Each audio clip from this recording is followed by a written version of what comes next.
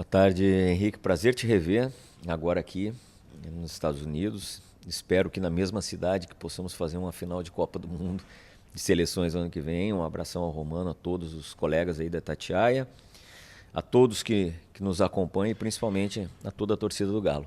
Tá certo. Rodrigo que é diretor de seleções da CBF, está aqui acompanhando o Mundial de Clubes também. Queria saber as suas primeiras impressões de estrutura, o que você já conseguiu avaliar deste Mundial de Clubes? Bom, Henrique, a nossa vinda aqui, ela foi muito mais do que observar os atletas brasileiros em atividade. Ter uma ideia também do nível de organização da FIFA, que me parece estar sendo exemplar no que diz respeito ao evento em si. É claro que tem muitas questões bastante peculiares aqui dos Estados Unidos, né? A questão de irrigação do gramado, enfim, tem algumas coisas que realmente tem havido uma adaptação e a gente espera que isso melhore realmente. A questão, né, dos horários dos jogos, da temperatura, enfim, e a gente espera que isso seja melhorado em relação ao próximo ano. Por outro lado, não apenas a grande campanha que os clubes brasileiros vêm fazendo ou fizeram, eu acho que isso passa uma demonstração para o mundo de que no Brasil nós não temos somente grandes talentos, e muitas vezes até julgados pelos europeus a serem lapidados. Eu acho que nós temos trabalho, nós temos clubes hoje muito melhor estruturados, com grandes profissionais fora das quatro linhas também, e que conseguem hoje competir sim, de igual para igual com os grandes clubes europeus, vencê-los e muitas das vezes colocar uma enorme resistência até no modelo de jogo dos clubes europeus. Então eu saio, não só eu, comissão técnica, a gente tem conversado muito sobre isso, bastante satisfeitos com essa evolução do futebol brasileiro nesse nível de estrutura, de condições de clubes e também de grandes profissionais. Bom, se perguntasse para mim, para a maioria das pessoas, eu acho, quando começou a ideia do campeonato, do Mundial de Clubes, o futebol brasileiro não tem chance, os clubes vão ficar na primeira fase porque os europeus vão voar. E não é isso que está acontecendo, né? A gente vê um Palmeiras chegando nas quartas, vê um Flamengo chegando bem também, o próprio Botafogo vencendo o Paris Saint-Germain, atual campeão da Liga, Fluminense agora semifinalista representando o país. Você atribui isso também à questão do calendário, que a gente está agora no meio do ano, que é o fim da temporada europeia, né? Inverteu o papel, e os mundiais sempre foram ao contrário. Você acha que isso pode pesar também, Rodrigo? É óbvio que tem um peso, mas não é o único, né? Não é o único detalhe. Eu creio que tem uma série de outras questões que acabaram nivelando, mas a maior delas, na nossa visão, é justamente a evolução do futebol brasileiro. A gente tem muitas críticas aí à questão do Campeonato Brasileiro. É claro que também temos muito que melhorar, a questão dos gramados, a questão da própria desgaste logística, que esse não tem solução, mas a gente tem que admitir que é um campeonato muito difícil de ser jogado. Os nossos profissionais do Brasil vêm repetindo isso ao longo de décadas e isso não passava para muitos como que era uma forma de, sei lá, de uma desculpa, de uma justificativa. E a gente viu que é assim mesmo, né? Outros grandes clubes do futebol brasileiro poderiam estar aqui e fazendo grandes campanhas também. Então eu penso que eu prefiro crer que o ponto positivo de tudo isso foi a evolução e a organização dos clubes e o profissionalismo dos clubes que conseguem potencializar os seus atletas. Talvez antigamente nem tanto, mas hoje sim. Então eu acho que é isso que nivelou com os europeus, né? Mas tem essa questão do calendário, que obviamente final de temporada é diferente de meio de temporada, mas o desgaste é o mesmo, Henrique. Se você for ver, o futebol brasileiro, o número de jogos é tão elevado que você já pega aí clubes com próximo de 30 jogos já no primeiro semestre, ou mais até 35 jogos. Então, poucos clubes europeus jogam isso numa temporada. Um clube que disputa somente uma liga, 38 rodadas, enfim. Mas eu creio que é isso. Na minha opinião, é a evolução do futebol brasileiro que acabou aproximando dos grandes clubes europeus. Vamos falar um pouco, né? Você falou da temperatura, a gente já teve vários jogos paralisados, né? É uma preocupação também da CBF para que isso seja resolvido, porque é uma norma, é uma lei esportiva aqui nos Estados Unidos. Tem como a FIFA intervir nisso, pensando em Copa do Mundo, para a gente não ter jogo paralisado e jogo que não... A gente olha, né? A gente não entende, mas o céu azulzinho ali, não acontece nada, e jogos sendo paralisados no Mundial. É um pensamento também, não só da CBF, mas das outras confederações. Por isso que eu falei que assim, essa competição sendo no país que será a Copa do Mundo de seleções, eu creio que está sendo avaliado isso pela FIFA, sim. Serão gerados relatórios e sugestões. O sorteio na Copa do Mundo é início de dezembro. Até lá, muita coisa será conversada, mas nós temos que entender o que a FIFA pode intervir e o que ela não pode intervir, né? Porque isso é uma lei até mesmo do estado deles aqui, né? Muitas vezes até da prefeitura, no caso de Orlando.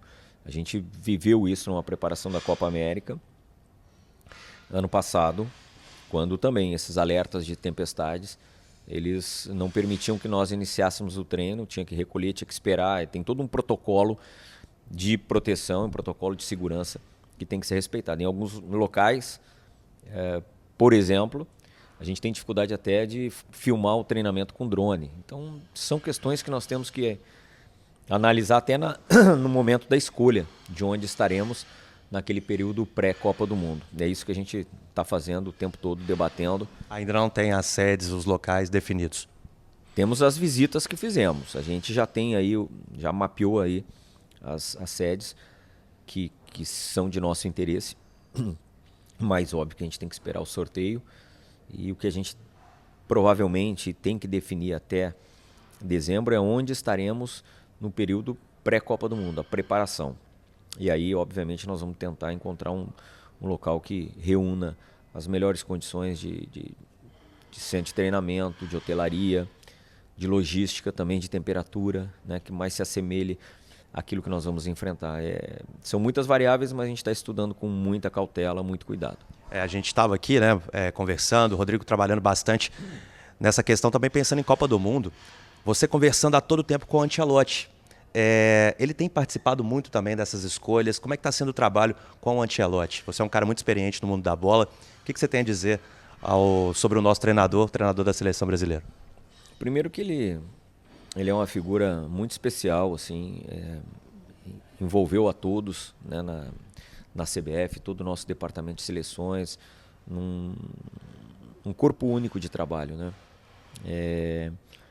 Sempre muito solícito e receptivo em todas as ideias, porque a verdade é uma só, né, Henrique? Ele é um grande treinador, mais vitorioso, passou por clubes, ele também está conhecendo um pouco como é que é a dinâmica da seleção, porque a dinâmica de uma seleção é muito diferente de clube. Eu estou há 1 ano e meio, um pouco menos, e a gente segue aprendendo, a gente segue desenvolvendo protocolos, né? E com ele não é diferente. Então, participa de tudo, está inteirado de todos os assuntos e participando principalmente dessa questão do planejamento para o ano que vem, de onde poderemos ficar, quais os impactos de cada uma, né, dessa sede que nós temos que escolher, porque envolve aí fuso horário, onde os nossos atletas, né, os atletas que jogam na Europa vão estar, qual a facilidade de adaptação ao fuso horário, é uma questão. Estamos falando de um país que ele é um país horizontal, né? Ele não é norte a sul que se fala aqui nos Estados Unidos, como nós falamos no Brasil. Aqui é leste-oeste, então é diferente.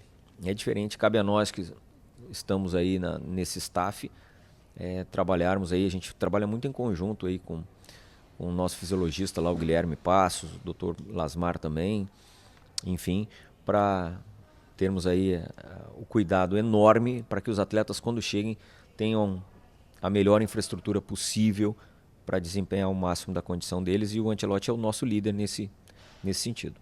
Pensando aqui uma final, hein? Fluminense e Real Madrid. Ancelotti tem a ligação danada com o Real, mas Fluminense, clube brasileiro. Vai ter uma uma divisão ali, o Rodrigo torcendo para o Fluminense, o Ancelotti para o Real. O que você sente disso? Já estão chamando de Carleto, né? O brasileiro coloca apelido em todo mundo.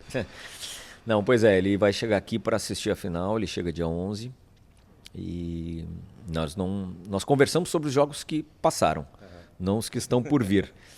E vamos ver quem vai estar na final. Eu, obviamente, como brasileiro, adoraria que o Fluminense estivesse. Eu acho que tem chance, sim. Até porque também tenho um carinho muito grande pelo Fluminense. Trabalhei lá em 2012, 13. Fomos campeões brasileiros em 2012. Ou seja, é elogiável o trabalho não só do Renato, do Mário, do Paulo Angione, de todos. Porque no Brasil a gente acaba resumindo um grande trabalho, ou às vezes resumindo também o insucesso no treinador, né? Sempre no ônus e no bônus é muito carregada na figura do treinador. Mas eu acho que existe uma estrutura de profissionais por trás que auxilia no sucesso e muitas vezes acaba atrapalhando também, né, no insucesso. E eu acho que é por isso que nós devemos exaltar o trabalho dos clubes brasileiros aqui. E até falando, Henrique, outra situação é que mesmo os clubes que saíram da competição foram todos jogos assim, muito iguais, né? Saíram ali no limite do limite. Então, para nós brasileiros que debatíamos quem vai passar ou não da primeira fase, Ninguém vai passar. Eu acho que ficou, uma mensagem extremamente positiva para o resto do mundo e principalmente eu acho que confirmou que o nosso campeonato é muito difícil, precisa cada vez mais ser valorizado, a nossa chamada liga, né, o Campeonato Brasileiro, cada vez mais valorizada, reconhecida, porque não é fácil vencer. O Abel Ferreira falou muito sobre isso. Duas rapidinhas, tá? Fábio, 44, 45 anos, imparável, vem sendo o nome do Fluminense, torcedor do Fluminense. Tem um lugarzinho para o Fábio na Copa do Mundo, é um cara que pode, apesar da idade, pelo que vem fazendo, como é que você enxerga o Fábio? Dá para figurar aí terceiro goleiro? Eu sei que você não é o treinador, não vou te colocar nessa furada, mas é um nome que pode figurar numa lista também? Bom, a gente sempre falou que o jogador na seleção é questão de momento, né? E o momento que vive dele é excepcional. É óbvio que a gente jamais fala sobre nomes, nós não comentamos a nossa lista larga, somente depois, quando definimos aí os 23 ou 26 atletas. Tem outros grandes jogadores aí no futebol brasileiro que jogam numa idade avançada, mas é muito por mérito deles, né? De se cuidarem, de se dedicarem ao longo da carreira e conseguir fazer essa extensão de carreira. Realmente o Fábio tem feito, nesse último jogo inclusive, né? Estávamos no estádio do Fluminense ao Hilal, ele também foi decisivo e eu acho que essa é a mensagem que passa. Quando o atleta é no nível de excelência como profissional e tem os cuidados necessários, o tempo ele não te impõe limites. Agora, na questão da seleção brasileira, esses assuntos, esses debates, Henrique, tu me desculpa, mas isso aí vai ficar sempre entre a gente. Eu conheço demais o Rodrigo. E o pessoal fala assim, o Hulk tá velho, 39 anos. Eu falo, pô, minha idade, cara, dava pra eu estar jogando aí. Eu tô velho, nada, tá novinho o Hulk. Pra encerrar, então... A diferença é, será que se cuida como o Hulk? Você tá vendo o shape aqui, né? Ô, Rodrigo, pra encerrar, foi um pedido do Ancelotti, o último jogo da seleção, das eliminatórias no Maracanã. Isso já tá confirmado? Ou ainda tem possibilidade de outros estádios? E se foi um pedido dele? Não, assim, tivemos em alguns estádios do futebol brasileiro. O desejo dos atletas e comissão técnica sempre foi pelo melhor gramado. Sempre foi na melhor condição de jogo. É claro que a gente tem esse último jogo com o Chile e jogamos em São Paulo e foi uma solicitação, se possível, jogássemos no Rio de Janeiro. E a gente conseguiu isso, tá confirmado, o jogo vai ser no Maracanã contra o Chile. A nossa preparação vai ser na Granja Comari, que também era algo que ele queria ter esse convívio. Enfim, porque depois teremos aí as demais datas FIFA para frente, que é outubro e novembro, muito provavelmente com amistosos fora do país, e aí já o ano que vem, março e junho, mirando a Copa do Mundo, enfim, já no ano de Copa do Mundo, né? Porque a gente inicia a preparação, a gente nunca para a preparação. Tanto que o plano de jogarmos aí com várias escolas diferentes, Henrique, é justamente isso, né? Usarmos os amistosos para ter essa diversidade em relação às escolas que nós vamos enfrentar na Copa do Mundo. E aí a ideia é que a gente faça... A ideia não, né? Está confirmado que a gente vai fazer esse último jogo das eliminatórias contra o Chile no Maracanã no dia 4. Muito sucesso, tá? Eu quero te entrevistar de novo com o Hexa, tá? Torço muito por você. E quem está acompanhando a gente também em Minas Gerais, a Itatiaia, você sabe do carinho que a gente tem, o respeito que a gente tem. Manda um abraço para os mineiros também, que te adoram muito. Opa, assim, além do carinho que eu recebo até hoje, tá, Henrique? Encontro torcedores do Galo aí, nesses estádios todos, e é um sentimento, assim, meu, da minha parte, de muita gratidão. Pela forma como eu fui recebido, pela forma que eu tive sempre o respeito, né, da Itatiaia e dos demais veículos de comunicação. Eu só tenho a agradecer e dizer que foi um período aí de 3 anos de muita alegria, de muita satisfação, assim, me sentir em casa em Belo Horizonte, eu e minha família, e a gente tem laços até hoje lá. Então, muito por conta da forma respeitosa que vocês me receberam sempre. Só tenho a agradecer a todos vocês, dizer que estou sempre torcendo para o futebol mineiro, né? Sempre, sempre, porque realmente é um futebol pujante, de torcidas apaixonadas e que escreve a história no futebol brasileiro a cada dia que passa. Obrigado de coração.